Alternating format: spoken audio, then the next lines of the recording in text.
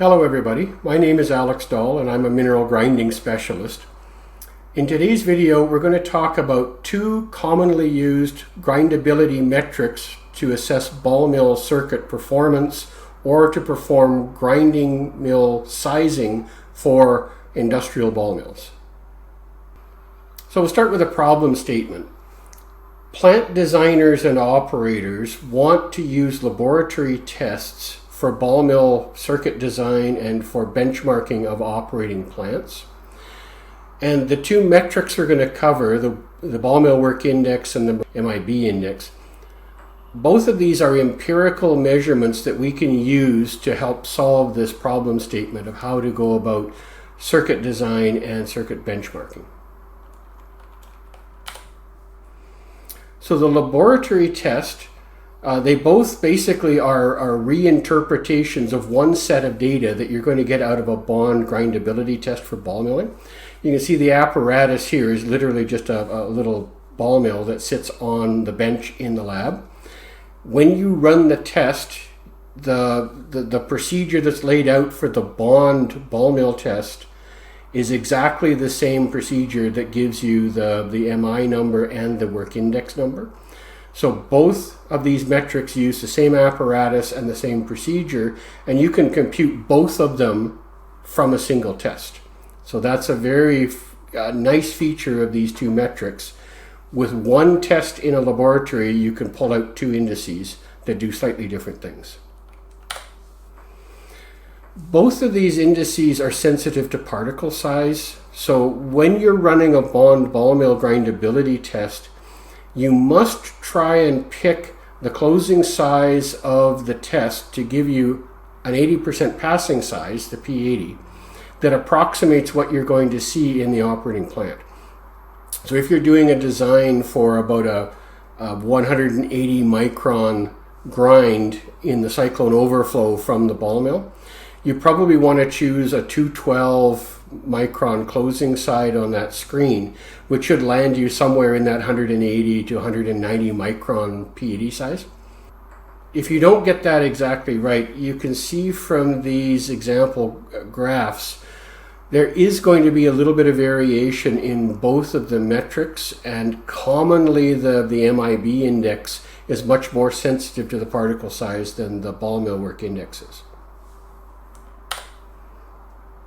I did a whole video on how to adjust a ball mill work index for particle size based on some calibration data.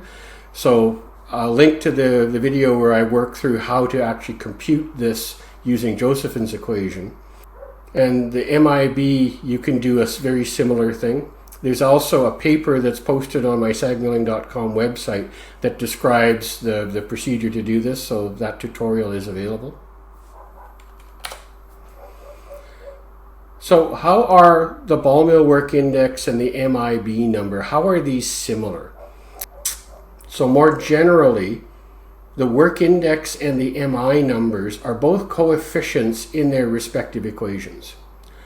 Both of the equations for these two metrics use the 80% passing size of the product in the feed, and it's the same P80, same F80. Both of these are scaled to use the power measured at the pinion of the mill. So if you have a measurement from the laboratory, that's going to correspond to the motor output power as seen at the pinion of the mill. It's not necessarily going to equate to what you see in the electrical power going into the motor. You need to correct a plant work index, which you measure with motor input. You must correct that to the pinion of the mill. In both of these metrics, the scales are kind of the same, where the higher the value is, the harder the ore is appearing, and the lower the value is, the softer, obviously. Both of these have Global Mining Guidelines Group guidelines for how to use these metrics when you're trying to evaluate the grinding efficiency in grinding circuits. So I'll put a link in the description to the GMG guidelines. And as I mentioned, both of these metrics come from the same lab apparatus and the same procedure. You can generate both values from one lab test. How are they different? So both of them were empirically calibrated. That's important. And the databases that they were calibrated against were different because Bond had the equations calibrated to data that was collected during the 1940s and 50s, mostly around rod mill and ball mill circuits. And Steve Morrell calibrated the MI equations around data that had been collected. He hasn't actually said, but I'm going to say it was probably in about the 1980s. And a lot of Morrell's data, I suspect, came from Africa and from Australia. So different locations, different ore bodies to what Bond had access to. The Bond equation, it ended up being calibrated to a fixed exponent. So the P80 term, when you hear 1 over the square root of the P80, that's the same as P80 to the power of minus a half. So you can say that the Bond equation has a fixed exponent of minus a half. Morrell's equation has a variable exponent. And as you go to progressively finer sizes, the limit as you go to infinitely small is about minus 2.95. And you can see that baked into that exponent equation that's in the Morrell equations. I'll talk more about this in a bit. The shape of the specific energy consumption versus particle size of Morrell's equation, if you hold MI constant, it is not compatible with Hukki's conjecture. So I'll talk about what that means in a bit. So specific energy consumption, both of these metrics, if you have an operating plant, you can use these to generate a specific energy consumption benchmark for your grinding mills. And you can see here that the equations I mentioned, they look quite similar. The top equation, that's the Bond equation using the work index. The bottom equation is the Morrell equation using the MI. You can see that there's a scaling factor slightly different, 10 versus 4. You can see the exponents, so the P80 to the fixed exponent of minus a half. That's Bond's model. The variable exponent you see for Morrell, that's Morrell's model. So that's where they're similar. They have a slightly different form, but overall they're from the same family of equations. And if you look at a large data set of work index plotted against the MIB numbers, you'll see that you get these kind of family of curves popping out. So what's actually going on here? Each curve is a different closing size that you can run the test at. So this gets back to the notion that the way that these two tests respond to particle size is different. So if you plot up a bunch of data, you're going to get slightly different MI values for the same ball mill work index, depending on what the P80 or the P100 of the test is. And you can even plot up something like this, where you can see that the regression equation for MIB versus work index for ball milling, it changes depending on which closing screen the test is run at in the lab. So deeper connection. Both of these models, both of these equations are part of a family of equations for specific energy consumption that came from Professor Hukki in the 1960s. And in the general form, what he's got is a differential equation that says that the rate of change of the consumption of specific energy as a function of size equals some constant times the size to some variable exponent. And in the work that Hukki did, you can see on this curved chart that the amount, the slope of that curve, where you've got the log of specific energy consumption go on the vertical axis, the log of the particle size on the horizontal axis, that curve changes depending on size. And that's where Hukki has a variable exponent. And if you put the Bond equation on this Hukki conjecture, you'll see that it's basically the tangent to this curve at about 1 millimeter, which kind of fits with where Bond was doing a lot of his regressions based on the data that came from, among other things, from rod mills. Now, I mentioned that Morrell's equation is not compatible with Hukki's conjecture if you just hold MI constant. And you can see that from this red curve, that the red curve for the Morrell equation is concave down, where the Hukki equation is concave up. So the shapes of the red curve doesn't match the shape of the white curves, which are Hukki's conjecture. So which of these metrics should you use? Well, Morrell's MI family was basically calibrated against what we would call more modern circuits, including sag mills.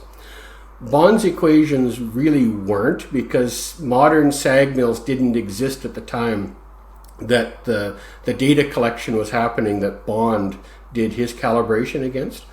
So other practitioners like Derek Barrett in Canada or Don Burgess in Australia, they have recalibrated Bond work index equations for sag mills, but those were not part of the original calibration that Bond did, whereas Morrell's equations do include sag mills in like baked right into the calibration. So which of these should you use? Well, I use both of them, and it depends what I'm doing. So I'm pretty confident that the Bond ball mill work index equation works really well in ball mill circuits that are not part of a bigger sag mill ball mill circuit. The Morrell equation, in my experience, it sometimes works better when you're looking at the whole sag mill or ball mill circuit put together. Now, in theory, both of these models should give you the same specific energy consumption when you load in the laboratory test data and compare it to what you would see in the operating plant. In reality, they don't line up that well, and I'm usually happy if they're within about 8% of each other. And I've seen some ores where they're much more different than that. So I mentioned this earlier, the MIB is usually more sensitive to the particle size that you're running the test at. Work index is not so sensitive in general, but it's still a really, really, really good idea to try and pick the closing side of the test to match what you want for the P80. So again, if you want 100 and in this case 125 micron, you want to choose probably a 150 micron closing screen. Now, this example shows that the work index is much flatter. It's much more constant with particle size, but that's not always the case. So I've got another project here where the MIB is actually more constant at variable particle sizes than the ball mill work index is. So just because the work index tends to be less sensitive to the P80 size doesn't mean you can just claim that it always is. You must check this. There is an MIB adjustment for P80 that is published as part of the Global Mining Guidelines Group MI guideline, and it's basically kind of calibrated to one specific type of ore that has a very particular slope to this curve, like what you see on the green diagram here. There will be ore types like the ore type I showed on the previous slide that's relatively constant with MI number, where the MI is relatively constant with the P80 number, and that adjustment doesn't really work well for that ore. So again, this adjustment works well if you don't have any knowledge of how MI varies with P80 size, but it's much better if you were to actually do like 3 measurements and see what the change in MI is versus the P80 size. You know, if you don't have any data, go ahead and use the GMG guideline. If you have the ability to measure it, measure it. So for conclusions, the bond work index for ball milling and Morrell MIB value, both of these methods allow engineers to predict ball mill specific energy consumptions using their respective equations.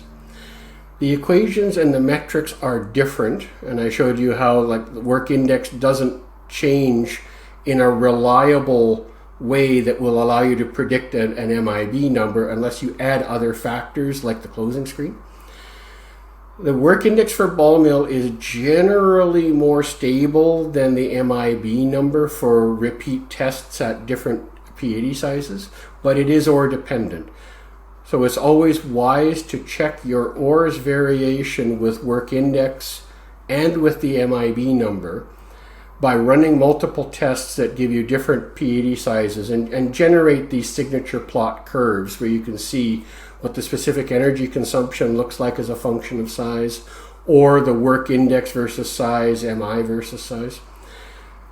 It's much better to check your ore than to just rely on information from databases and from other people's ores. So, bonus slide here. This is some of Fred Bond's original database. So this is from a paper published prior to the third theory. So this paper is from 1950. And it shows basically the data set that Fred Bond was working with. And you can see that there's a lot of scatter in this data. And you can see that they're literally drawing regression lines and trying to understand what the relationship is between so horsepower hours per short ton on the vertical axis and some odd looking reduction ratio size term on the horizontal axis. So this is an example of the regression techniques that were used to generate the third theory equation, and it gives you a very good visual to see just how empirical this was. Again, you're drawing straight lines on log paper with a bunch of data points. Very cool. And I'll also end the video here with a bonus metric. There's another thing you can compute out of the values from a ball mill grindability test, and that's the 11B value. 11B value measures the industrial mill energy as milliwatt hours per revolution of the laboratory mill. So milliwatt hours per revolution. If you're interested in this metric, put a comment down in the comments and I might be able to do a video on specifically what this is and where you can use it. And so with that, I'll say thank you very much for your kind attention and talk to you in the next video. Bye-bye.